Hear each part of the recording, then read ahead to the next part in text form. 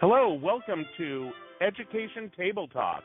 This is Michael J. I'm your host for Education Table Talk, and we've got three absolutely wonderful guests with us today. I know I say that every month, but to just keep getting better and better. The topic that we're going to be discussing today is looking at technical standards, actually all different kinds of standards, probably not, however, curriculum standards, which is what people usually think of when they think of standards. So we're really going to get into that topic. I do want to thank, first off, just quickly, our primary sponsor, which is MCH Strategic Data, and we'll say a little bit more about them a little bit later in the show. So the show today, as I mentioned, on looking at technical standards, really, these are really standards that have to do with how do we do business and how do we exchange information and really just an assorted set of information that we're going to get into a little bit more.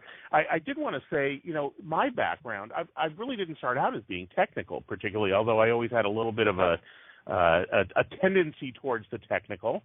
As my parents would tell you, as I removed all the tubes from our television set, that'll age me, at one point, not knowing how to put them back again. But I certainly found myself, as an educator, many times really trying to impose order on this otherwise unruly practice of teaching and learning. And standards certainly played a really important role in that, even though I didn't know I was grappling with standards with that. So back in 1984, that feels like forever ago, I worked on the first technology and the curriculum materials and worked with some very talented people at the Lawrence Hall of Science on something called Data Relator, which was an Apple II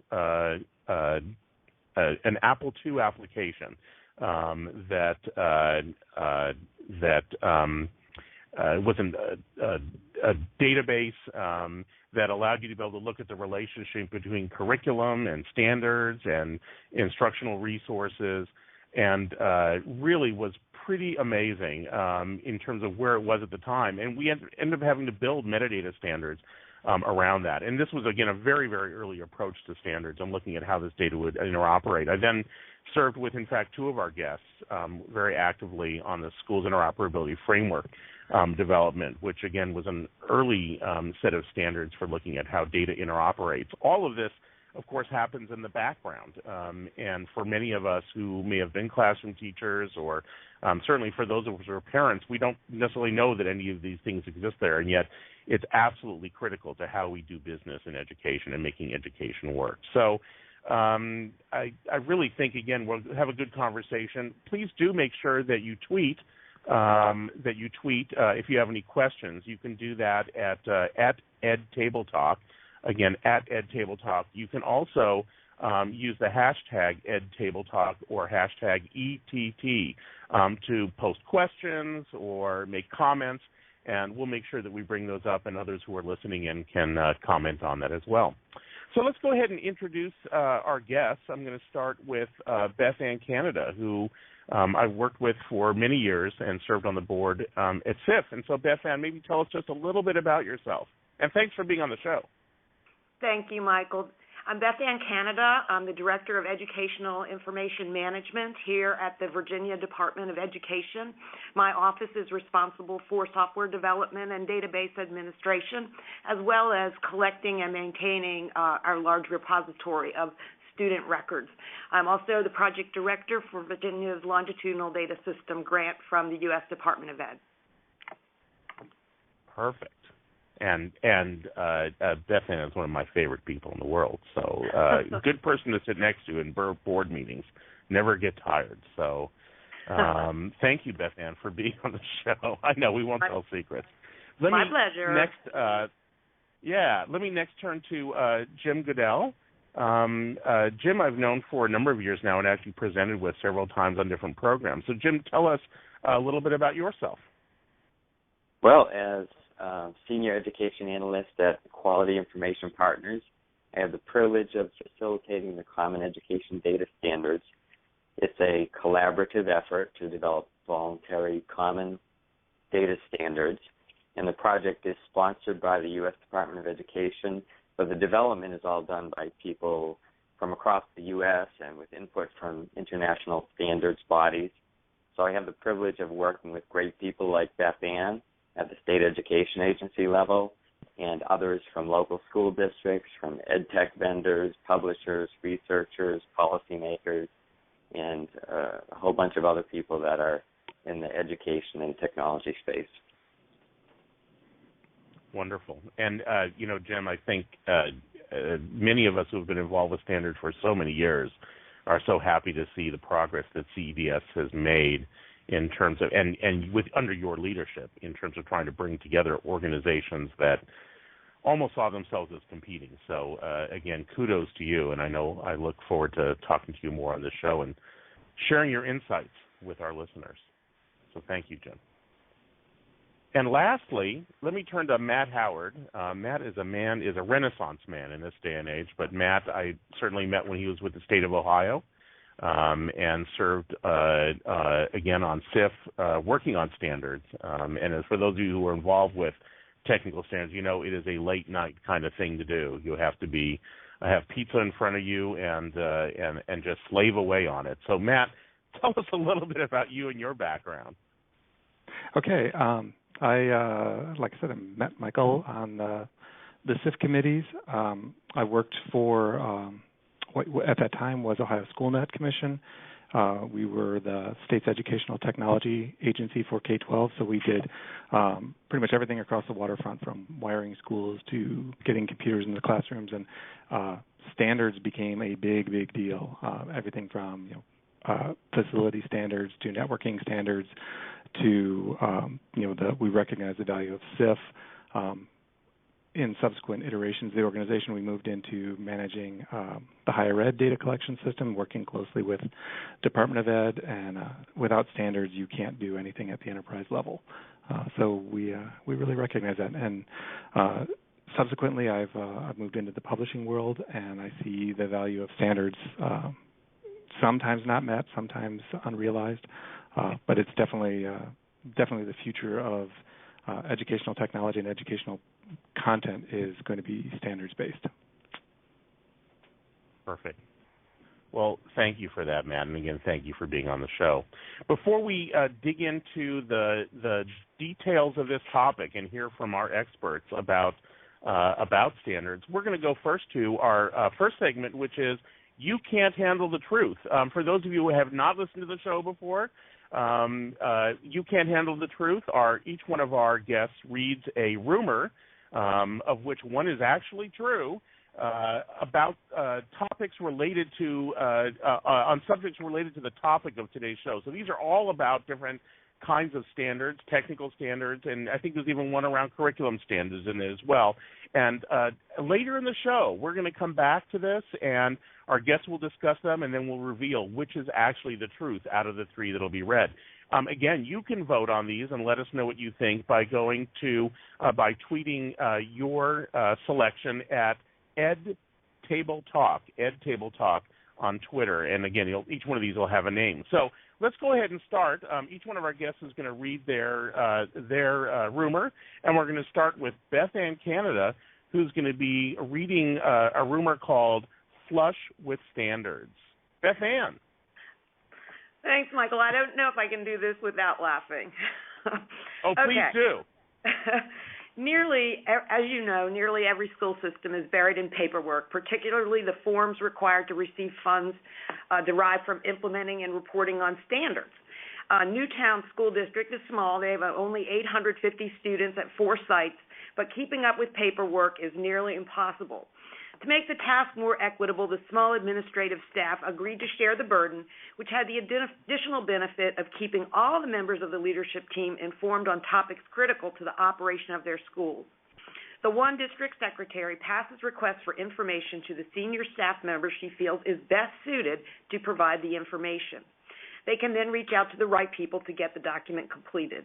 One day, the district received a survey on the implementation of technical standards. The secretary sent the survey along to the most technical person she knew, Joe Shabley, who's in charge of facilities. Joe found completing the brief survey quite easy, but he knew something went awry when he went to review it with the superintendent, and the superintendent had a number of questions. Joe's response to the question about which standards they were using was toilets, urinals, and sinks. Joe told us it turns out they were looking for an answer that included terms like ISO or IEEE. I don't know about those kind of standards, but when it comes to good U.S.-made porcelain and nickel bathroom fixtures, you can't do better than those made by standard. Needless to say, the superintendent is now reviewing the process by which assignments are made. Well, thank you for that. And you made it through without too much of a chuckle there. That was pretty good, Bethann. That's wonderful. So here's the case of technical expertise maybe not being the same every place. That rumor is what we call flush with standards. So let's go to our next rumor, and the next one Jim Goodell will be reading, and this is called Tired of Standards. So go ahead, Jim. Okay. Ann Knobler is in her 12th year as IT lead at Prairie Hill School District and is sick and tired of standards.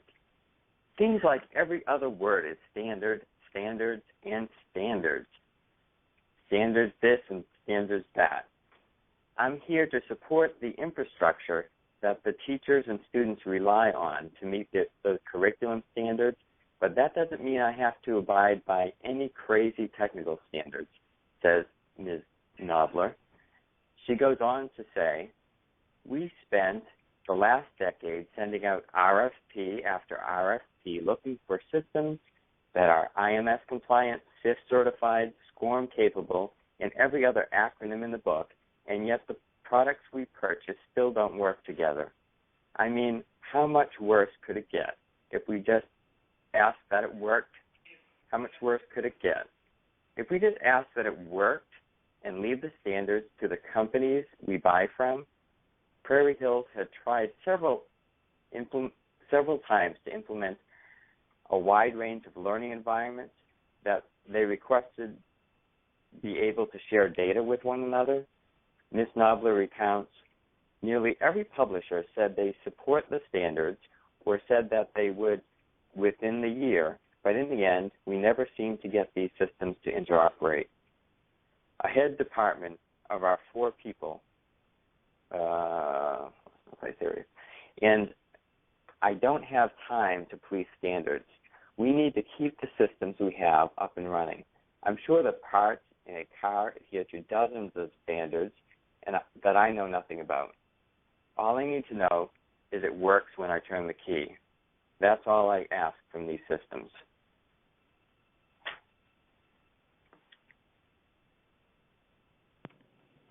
Okay.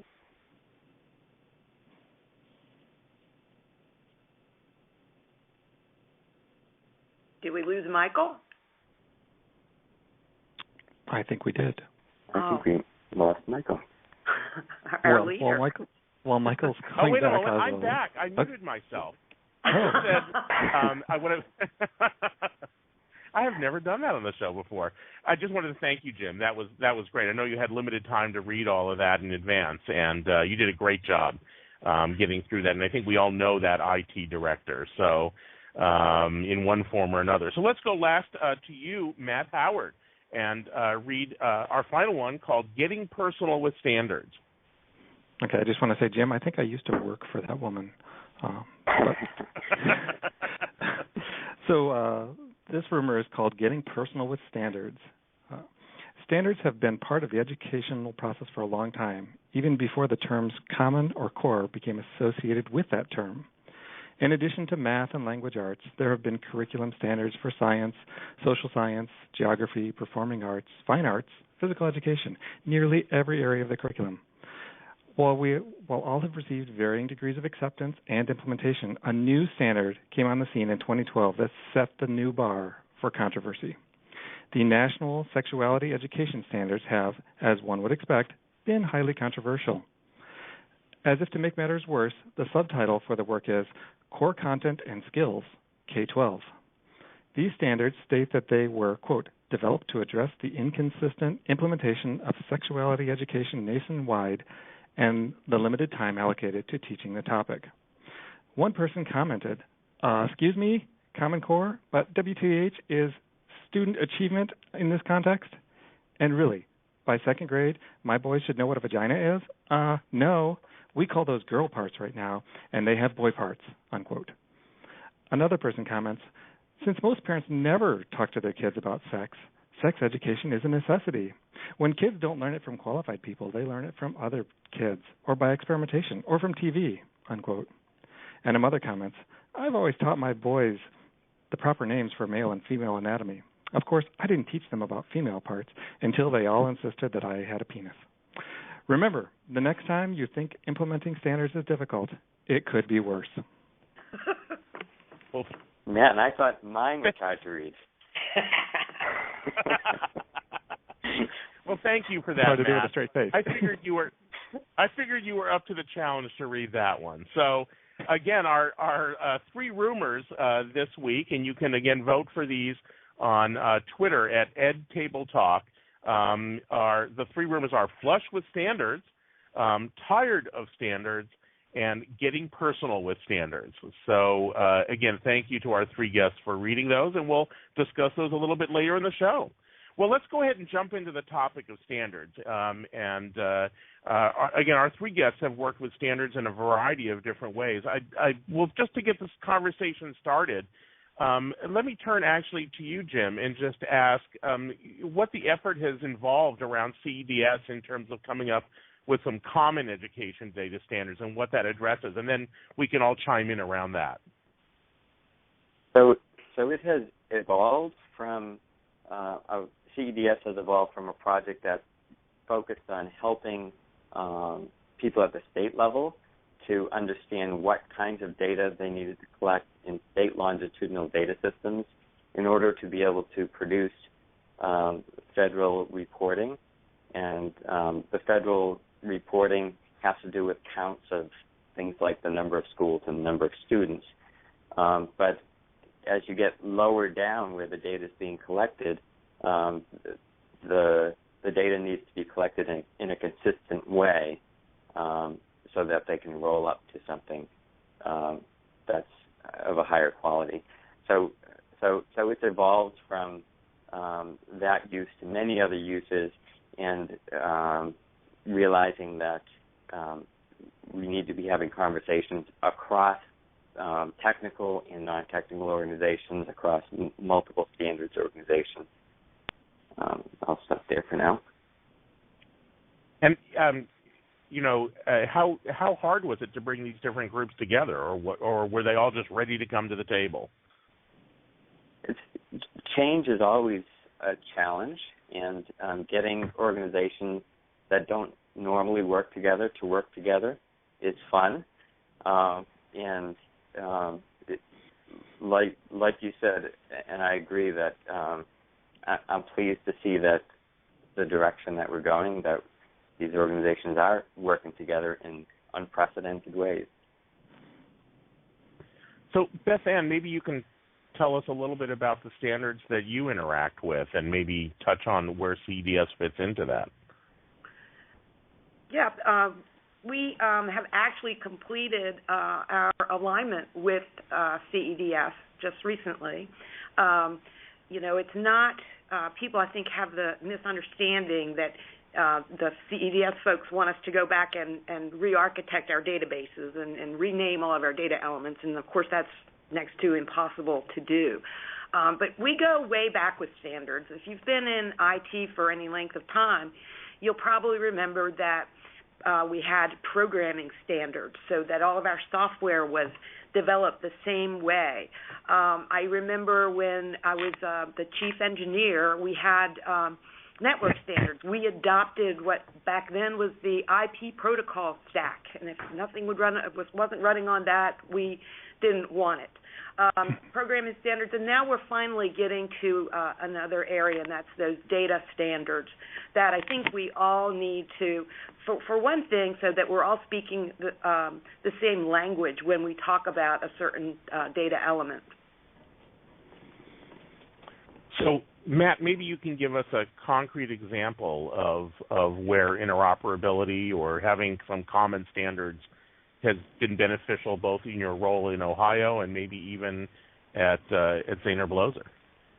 Yeah, one of the issues when we were at the state was we were building a number of common or content repositories or learning object repositories. So implementing just a common identifier across all of our systems that would point back to the same content standard was incredibly useful. And then being able to use that as a way to tie back to individual assessment items, that took years of consensus building and kind of incenting with both the carrot and the stick to get folks to help along with that. And it seems like we're doing that, largely that is the goal of LRMI now. But also, there's everything from how do you get content out to the customer or the school district or the whomever? How do you describe it? How do you make it findable? How do they, get access to it? And then how do you put it where they want it? The only way to do that is to have a standards-based approach. Mm-hmm. So, Matt, maybe give us, for those who are in publishing, who are listening to the show, can you give us a concrete example as to where standards, I'm putting you on the spot, as to where standards impact your business as Zaner Bloser?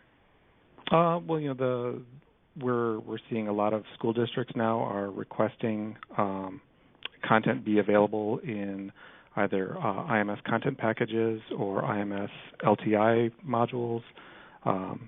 SCORM is still kind of hanging out there. So, there's the packaging standard that has to, the output of that has to tie into the administrative standards for data reporting that, ultimately ends up in the CEDS kind of universe. The challenge that we're seeing now is what are the standards that describe the student's learning process and the student's cognitive level, and how do you use that to find the right piece of content to get to the kid in the moment, and where does that live, and how does that flow through the whole system? There you mentioned a lot of different acronyms in there, of course. Anybody want to jump in and explain what content packaging is and what again how that changes the nature of how you do business? Anybody, or do you want to do that, Matt? I guess I'll pick up on something else Matt said, was that you mentioned SCORM, and so the next generation of SCORM gets into that question of that learning process. There's interactions between students and content and things like formative assessment systems, so that there's continuous feedback to the learner about what to do next and such. Yeah, the Experience API? Yes. Yeah, that's really exciting. I'm interested to see where that goes and what the larger uptake is on that. And I'm wondering also, how as this is a question to both Bethann and you, how would you like to get that data? Do you want it to go through the district? If you could, in a perfect world, get that data directly, what would that look like? Setting aside all of the myriad policy nightmares that would bring up. Right. Well, I think that I would like to do whatever reduced the burden for the district. Mm-hmm. And so anything that we can get automatically, like we do right now with CIF, we assign the unique identifiers using CIF, and the district doesn't have to do a whole lot of work to have that done. Mm-hmm. So I'm all about reducing burden and improving data quality. Yeah, and provide the right data to the teacher to make a good educational decision. Yeah, it seems like we're really looking at there's no one standard that's going to do it. Kind of the tired of standard rumor that we talked about. There is no one standard. It's always going to be a chain of standards dealing with all domains. Well, what's great is they're fitting together better now. Finally, yeah. So CEDS is this underlying vocabulary that's used, but that vocabulary can't support something like Experience API, the verbs that they use in describing the different kinds of learning experiences. And the IMS LTI is kind of the front-end connection between applications, where CIF provides some of the back-end moving of data between systems. and it can all work together. I think there are things out there that are called standards that really aren't standards.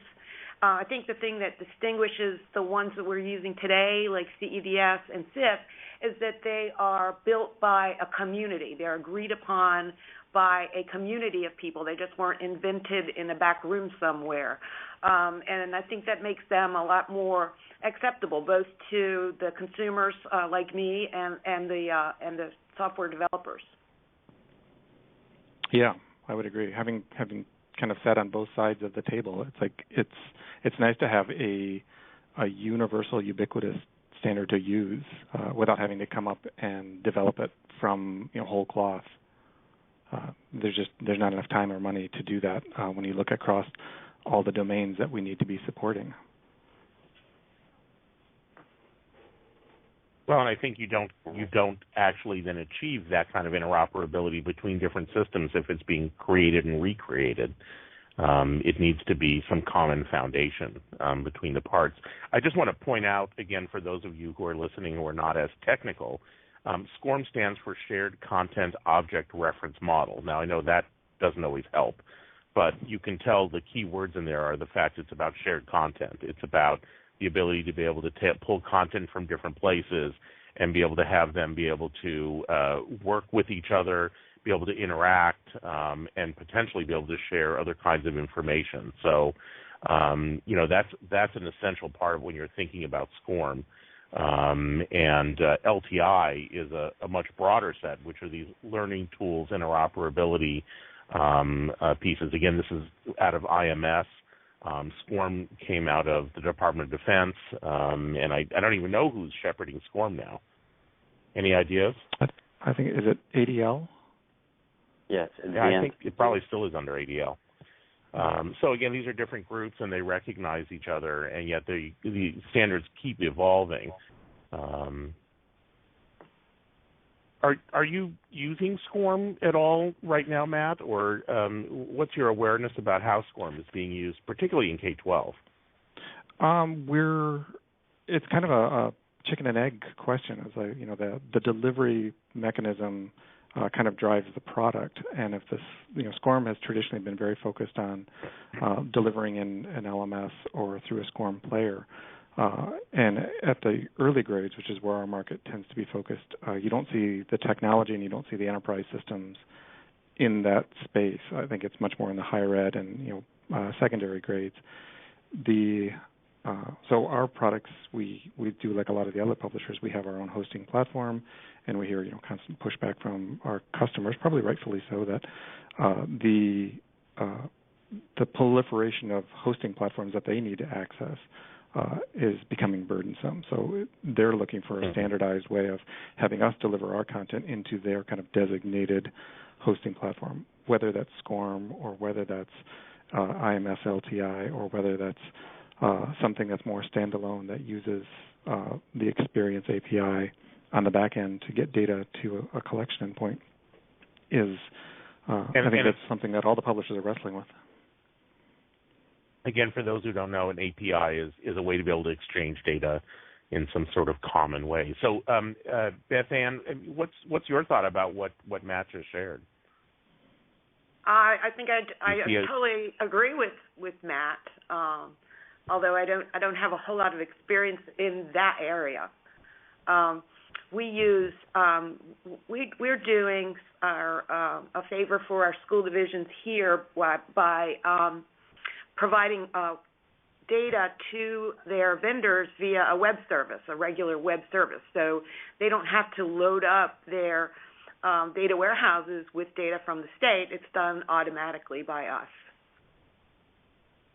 And are you doing that you're doing that at Virginia level? Yeah, they have to opt in, and so we might have 40 or 50 of them that have opted in right now. And their vendor just grabs the web service, I think, once a week, and they get refreshed with all the state data that they have.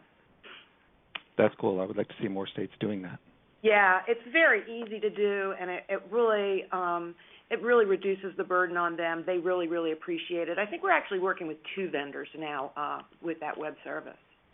Yeah.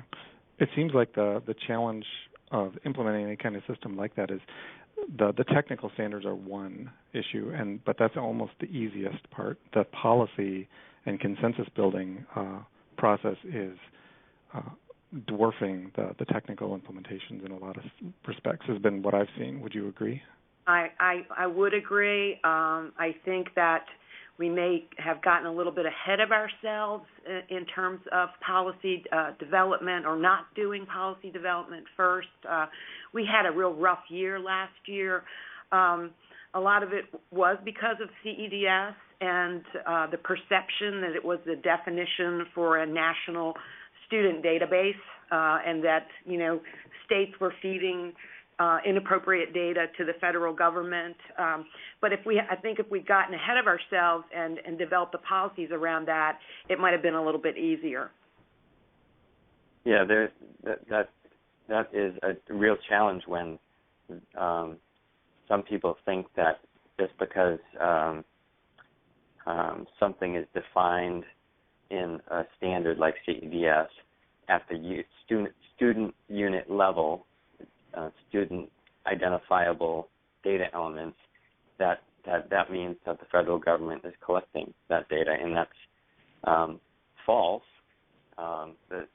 There is data that the federal government is not allowed to collect because of the federal regulations and state regulations, and the standards are there so that when that student identifiable data is collected at the local level, that it's collected in apples to apples kind of way. Are you providing kind of the algorithms for aggregation and how to roll up all those analyses so that they're done consistently across all the different states? So CEDS provides the vocabulary at the unit level that everyone agrees to, and then states are working together where they used to develop their own aggregation rules. They're realizing that it makes much more sense to be working together, and they're using some of the tools on ceds.ed.gov to kind of compare the different ways that they aggregate so that they can find what the best practices are. So, Jim, in your mind, what benefit or what are the ramifications of what CEDS is doing for a publisher or a company that's providing services for a school district? It's some of the same benefits that the local districts get is that they know that the data that they are collecting and using are compatible when they need to move from one place to the other, whether it's between two systems that need to work together in order to support student learning, like a formative assessment system and an instructional delivery system, or if it is taking the local data and aggregated into the kind of counts that need to be used for state and federal reporting to support funding formulas and such. Great.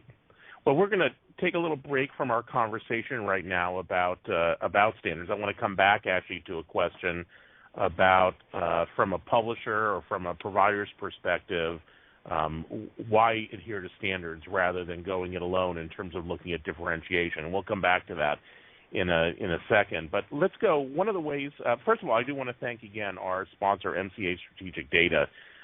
They really have a really nice suite of products that they're providing for organizations that serve K through 12, particularly their Infinite Access, which is an online business intelligence tool that's updated actually monthly, and getting information. That's combined with their Monitor service, which again has continuously updated information. And we know that the rate of change that happens in education is great. So again, recommend you talk to the gang over at MCH Strategic Data about their Infinite Access and Monitor services. And if you tell them that I sent you, they'll charge you 10% more. No, I'm kidding. So good group over there. Do talk with them. So thanks for chuckling, everybody on the phone here. So one of the ways that we thank our guests for their participation is we give them nothing, but we give them an opportunity to donate $50 towards a project that a teacher indicated they were interested in pursuing. And then we do that through a wonderful site called Donors Choose. They do great work and, again, really short-circuit that distance between actual practitioner and the funding they need to make a project happen. So each of our guests has selected a project to support, and I'll just have each one of them say a little bit about that project and why they selected it. So, Bethann, you selected Helping with a Cure with Pink Hokey Stools. I have no idea what that is. I sure did. Well, hokey stools are used for students who can't sit still in a chair, and they're just sort of bendable stools. And if you're a fidgeter like me, it just looked like a lot of fun. I mean, I think I could use a hokey stool. And I noticed that purchase of the stool would help the Susan G. Komen Foundation. I'm a big supporter of them and their mission to wipe out breast cancer. So it was really two things that, two itches that got scratched with that one project. I should have known. You were able to make the best out of everything. So that's great. Thanks for that. Thanks for that, Bethann. Jim, let's go to you next. You selected Teaching My Students to Fish, Blended Learning Math. Tell us about that project. Okay, so this is about putting some technology in the classroom, and in my more than 20 years in education technology, I know that doesn't do anything, just dropping some technology in the classroom. But what attracted me to this project is it's Mrs. Arnold's project at Barbara Middle School in Georgia. And what is interesting about this project is the vision that the teacher had for the use of technology to change student and teacher roles to focus on personalized learning. So this teacher has this vision of being able to get off the stage and being the sage on the stage to groups of students and put each student at the center of learning and become more of a facilitator of learning, not just a presenter. And so it's really Mrs. Arnold's vision that I was supporting. What a radical you are. Having students actually get involved with the teaching? Oh, my gosh. Thanks for that, Jim. I really appreciate it. So, and lastly, let's go to Matt. Matt, you chose Mrs. K, I Need a Book. Yes, and that was purely pragmatic. That's a teacher in the middle school that my daughter is going to be attending this year, and she needed educational materials.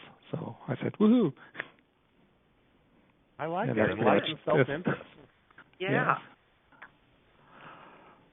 Perfect. Well, good. Again, thank you all. For those of you who are listening or interested, you can go to donorschoose.org. Again, we find that most of that money, if all of it, actually makes it into the hands of those teachers for those projects. And you can actually go look at the Ed Tabletop page in Donors Choose and see the projects that we supported over the last year of the show. So let's turn back to the conversation about we're going to talk eventually about some of the trends in that slideshow that I sent. But I want to go to this point about standards. There's a tendency, some publishers would believe, I'll create my own standard. I'll have my own data model, and I'll own that relationship with that school or school district. Why is that not the best strategy? I think probably the best way of illustrating why that's not the best strategy is to talk about things other than ed tech. So if there were no telecommunications standards, we wouldn't be on this call and having this conversation right now. If there were no building industry standards, the buildings we're sitting in would be collapsing around us.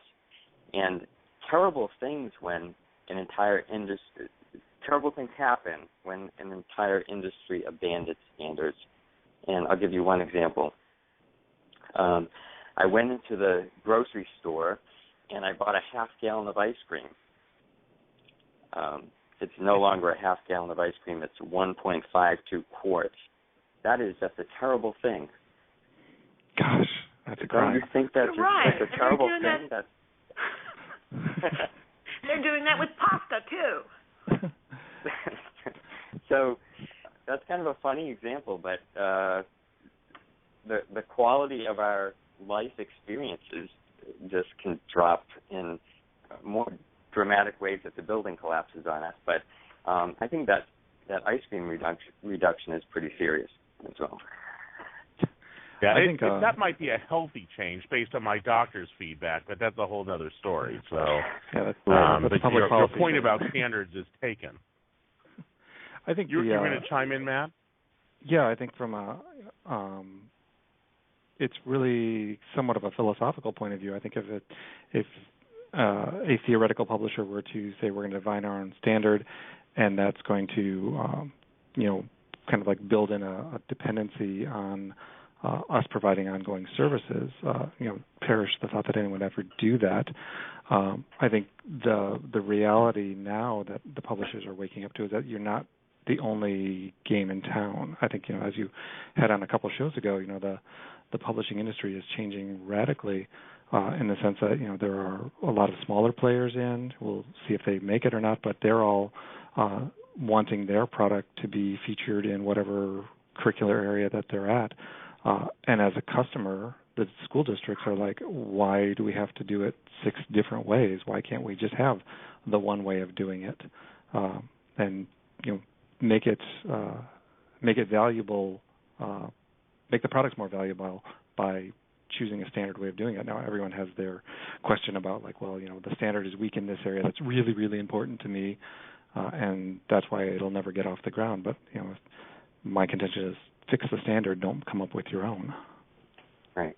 The economics have a big part to do with it as well. With standards, the costs of doing business go way down. Yeah, and I think it's there's a reduction of burden, particularly when we have interoperability standards, and there's an increase in data quality. Yeah, and if you think about it, the classroom teacher whose job is really, really difficult, they don't want to have to go and look in 17 different content repositories for the one piece of content that's going to meet the kid who's struggling's need. And then they also don't want to have to take 17 different ways of getting that data out and into the system that they're being held accountable to use. Yes, and 17 different logins. Don't forget that. Yeah. Well, what I certainly have noticed is that certainly there have been publishers that have tried to create their own standards, and in the end, either they become de facto standards and become adopted broadly by everybody, in which case, the differentiation that setting your own data standard might bring is a very short-lived differentiation. I think that as publishers and those who are creating, providing services to schools are looking at how to work, you differentiate yourself in the services that you provide around it, not by the data standards that you adhere to. And I think that's often it's a lesson that I see companies learn over and over and over again through that process. Yeah. So yeah, I'm like. Yeah. Go ahead. Go ahead, Matt. No, I didn't have anything. That's fine. Okay. Let's talk about the slides that I sent out. I sent out a few slides looking at metadata, and particularly taking a look at sort of the talking about advantages of precise searching and filtering. And again, those of you who are listening to this show, you can find this slideshow you can find the slideshow on the website and tabletop. So make sure I get that to you. Michael, you're echoing. Did we just lose? Coming back. Can you hear me now? Yeah, you're echoing and really garbled. Okay. Maybe you, the three of you, talk about the data that I sent out, and I'll deal with my technical problem here. Okay. All right. He didn't tell us we were going to get to take over the entire show. I feel the power rush. One of the things I made a note about that you mentioned, Matt, were enterprise-level standards. And in Virginia, you would have standards like CEDS across the education enterprise. But now that we're building these longitudinal data systems, we're reaching out across multiple agencies, not even in the education sector, that we have to interoperate with. So in Virginia, there's an effort going on right now to have like an enterprise data architecture standard, which should be very interesting to see how it comes out because of all the different players involved. Just being involved with the Higher Education and Workforce Agency, just getting those three agencies to agree on data that would be shared and how it would be used was a long process for us because we have different priorities, we have different cultures, we have our own data management standards within the agency. So it should be very interesting to see how it plays out with quite a few agencies at the enterprise level. Yeah, I think that's really that is going to be the ongoing challenge, especially when you see schools taking up so many other social services. It's like, how do you interface with the Department of Health? How do you interface with medical providers? Because the school nurse, if there is one, may be the first provider of a kid. Right. And how does that data tie back into the enterprise? And I've always wondered about the most effective way to govern standards creation and standards changes, because CIF has done I think a pretty good job of providing a very wide open forum, and I've seen examples at the state government level where it seems to be very much based on personality, whether it's going to succeed or not, or ideology. And I think that seems to be the biggest challenge to getting any standard going, is just having a working governance model. I agree. Within our in developing our governance, it took 18 months for 3 agencies to develop governance. Yeah, so that's pretty good, actually. And, really? And I think with that, can you guys hear me now? Oh yeah. Yes. Okay, I think with that, the issue is with uncertainty, we find resistance by those who are investing in the use of those standards to be willing to adopt and implement them. So I think clarity around governance and how that standard is going to evolve is essential for the adoption and general use of the standards. Yeah, everyone seems to be waiting for is this a fad, or is there something better coming down the road? But if everyone kind of buys is it into a fad? Are these standards a fad?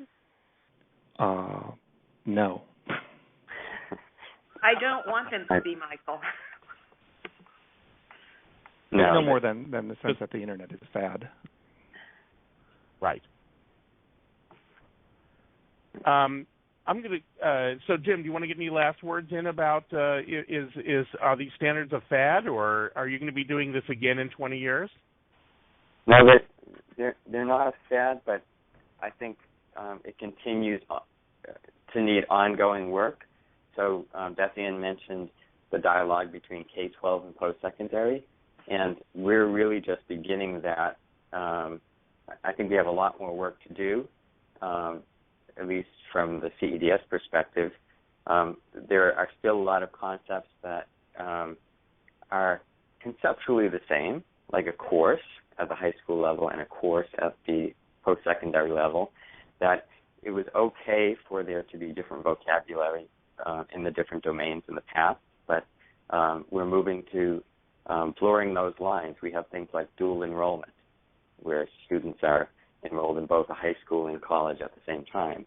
And so we have new reasons to continue to develop the standards. Perfect.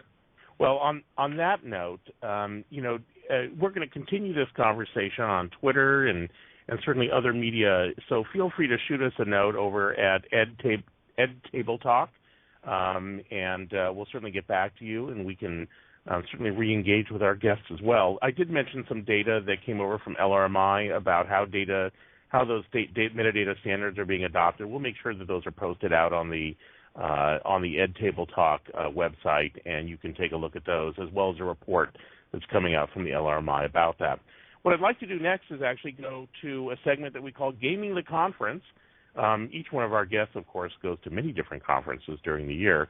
And what we want to do is give you some unique insight about what you should expect at a conference, why you should attend, and how to make the most out of that. So all four of us, Matt, Jim, Bethann, and I are going to be at Stats DC next week. And that is a conference put on by the National Center for Educational Statistics.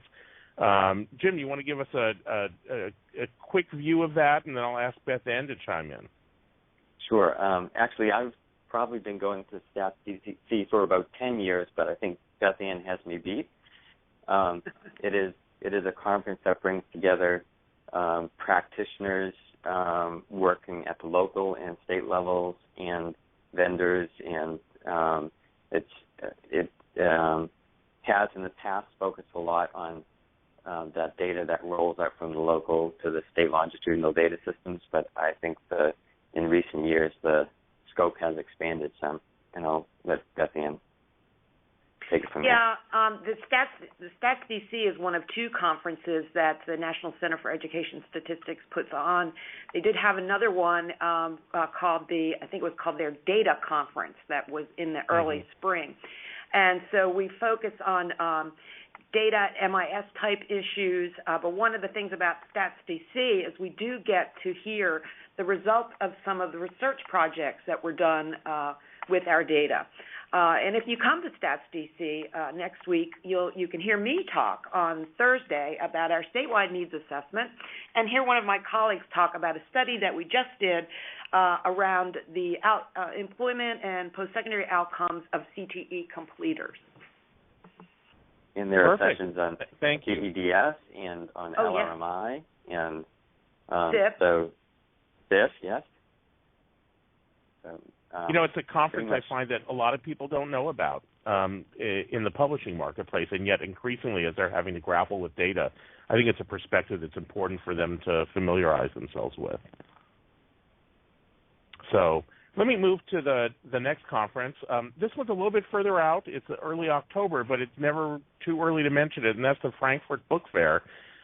Many of you who are in traditional publishing may have gone. For those of you who have not come out of traditional print publishing, you may not be as aware of the Frankfurt Book Fair, but there are a lot of digital asset kinds of work that's being done there. A lot of different publishers showing their wares, but there's also going to be a workshop that I'm running in Frankfurt, a 2-hour workshop on barriers towards making progress for publishers, and I have a good panel that I'm pulling together for that. And then there's actually an international education conference with the UNESCO and a speaker from Cornelsen and a number of other good groups talking about gaming and other pieces that actually is on the Friday afternoon. So, again, I think Frankfurt will be quite an eye-opener for those of you who can make it over there and really get a sense about what's happening in education outside the U.S. Jim, can you give us a little update on iNACOL? That's happening in November, is that right? Yes, that's right. And iNACOL, for those who don't know, is the International Association for K-12 Online Learning. And there's a session that Michael and I are both involved in. It's the Evolving Technology Foundation for K-12 Online Learning. And it includes open standards and platforms for personalized learning, for personalized learning experiences, and competency-based achievement. And what's interesting about this session is we're pulling together groups, people from experts from the Learning Registry, from LRMI, from Open Badges, from Experience API, and CEDS in the same room to talk about how all these things work together. Perfect. And I would be remiss by not mentioning EdNet, September 28th through 30th in Baltimore. If you want more information about that, certainly you can look on our website or look up EdNet. And I really highly recommend that conference for everybody. Our last piece here before we say goodbye is to talk a little bit about the You Can't Handle the Truth. So of the three guests, which one do you think is the truth? I think the one I read is probably that rings of truth. Yeah, I think that one sounds like it's the tired one sounds most truthful, but I think it's possible that the flush with standards could be possible. Sounds within the realm of possibility. I think mine is true. I really do. It's just so crazy that it has to be true. Just crazy enough. Well, there you go. And Matt, what do you think? Yeah, no comment. Okay. Well, no, I think Jim's is probably true. That Jim's is probably true. Well, I'll be happy to say that I have once again stumped everybody. The one that's true is getting personal with standards. And we'll actually have a link to that set of standards posted on our website. And I'll make sure I get it out to the three of you as well. I thought you'd enjoy that. So thank you so much for participating in You Can't Handle the Truth. We'll come back to you. What kind of person makes up the standard having to do with bathroom fixtures, Michael? Well, you sat next to many board meetings. Who do you think? That's one step away from potty humor, Michael. I know. And those who know me know that that's not where I reside. So before I finally thank our guests, are you going to have to jump off, Jim? I can hang on till 2 minutes before the top of the hour. Okay, we're going to do this quickly. I just want to thank again our guests. They're going to give us, at the very end here, going to tell us what would you tell a CEO of a company who says they don't have time to spend on technical standards.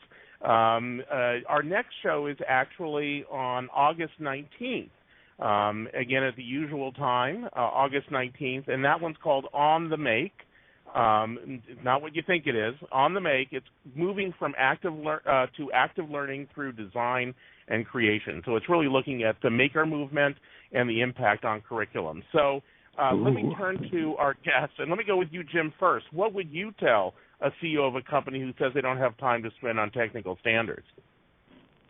I'd say go try to buy a half gallon of ice cream.